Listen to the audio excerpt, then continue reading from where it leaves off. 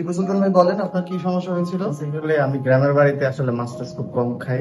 কালকে আম্মা খুব পুঁটি মাছ খুব সুন্দর করে বাজার করে লোকসান না সামাইতে পারে খাই আর কি। পুঁটি মাছ। পুঁটি মাছ আর কি খাওয়ার পর মানে কালটা বেঁধে যায় আসলে। আমি ভাবছি বিষয়টা নর্মাল, তো আস্তে আস্তে দেখলাম যে কোনোভাবে এটা সরাইতে পারতেছি না, কোনোভাবেই না। ভাতের মুঠো মুড়ি টুড়ি খেয়ে বমি করলাম, আমি রাত সারা ঘুমাইতেও পারিনি। তো ও ঢাকা এসে আমি আসলে গুগলে খোঁজাখুঁজি করি, আসলে ইউটিউবে দেখি, দেখলাম যে শীতমাতে আসলে এটা ট্রিটমেন্টটা হয়। আর তো আসলাম, আলহামদুলিল্লাহ আসার সাথে সাথে আমাদের ডক্টর খুব ইজিলি আসলে বাইকে রয়েছে। এখন আমার মনে হচ্ছে যে আমি 24 ঘন্টা জাহান্নামে ছিলাম, বাট এখন খুব রিলিজ লাগতেছে। আচ্ছা, তাহলে ছোট একটা কাটা, পুঁটি মাছের ছোট কাটা, জি জি কিন্তু খুব ডিসকমফোর্ট লাগার কারণে আসলে 24 ঘন্টায় মনে হচ্ছিল যে আপনি খুব জাহান্নামে আছেন, এরকম মনে জি হচ্ছিল। জি তো যাই হোক, আলহামদুলিল্লাহ, যেহেতু সাইন্টিফিক ভাবে আমরা যেখানে আটকায় সেই জায়গাটা ভালো মতো অবজার্ভ করে আপনাকে কিছুটা চেতনানাশক স্প্রে দিয়ে যাতে বমির উদ্রেকটা না হয় সেটা করে আমরা আলহামদুলিল্লাহ বের করতে পেরেছি। জি। এটা আমারও খুব স্বস্তির কারণ হচ্ছে যে আপনাকে আমি একটু আরাম দিতে পেরেছি আল্লাহর ইচ্ছায়। থ্যাংক ইউ তো ঠিক আছে, আলহামদুলিল্লাহ,